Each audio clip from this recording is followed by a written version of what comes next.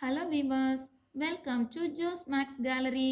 இப்போ நம்ம 11th standard maths exercise 3.2ல சம் நம்பர் 9 எப்படி எழுதுறதுன்னு பார்க்கலாம். An airplane propeller rotates 1000 times per minute.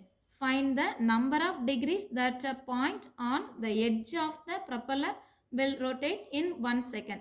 Okay, ஒரு ஏரோப்ளேனில் இருக்கிற ப்ரொப்பலர் 1000 டைம்ஸ் 1 மினிட்க்கு 1000 டைம்ஸ் அப்படியே ரொட்டேட் பண்ணுது அப்படின்னு சொல்லியிருக்காங்க. 1 மினிட்டுக்கு 1000 டைம்ஸ் 1 மினிட் அப்படின்னு சொல்கிறது 60 செகண்ட்ஸ். 60 செகண்ட்ஸ்க்கு 1000 டைம்ஸ் ரொட்டேட் பண்ணுது. Find the number of degrees that a point on the edge on the propeller will rotate in 1 second. So 60 செகண்ட்க்கு 1000 times 1 செகண்ட்ஸ்க்கு எவ்வளோ ரொட்டேட் ஆகிருக்கும் அப்படின்னு சொல்லி கேட்குறாங்க. ஓகே, கிவன் நான் இதில் காப்பி பண்ணியிருக்கேன். 1 கம்ப்ளீட் ரொட்டேஷனுக்கு எவ்வளோ டிகிரி எடுத்துக்கும் அப்படின்னு சொன்னால் 360 டிகிரி. இது நமக்கு ரொம்ப நல்லா தெரியும். For 1 complete rotation 360 degree rotate ஆகும். Number of rotation in 1 minute என்ன கொடுத்துருந்தாங்க? 1 minuteக்கு 1000 times rotate ஆயிருக்கு.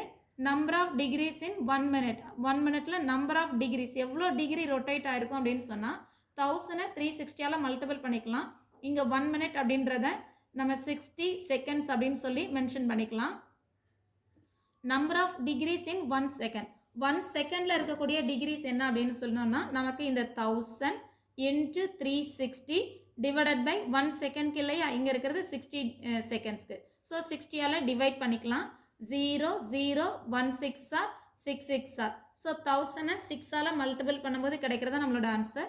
So this one 6000. So 6000 degree rotate ஆகிருக்கும் 1 செகண்டில். That's all.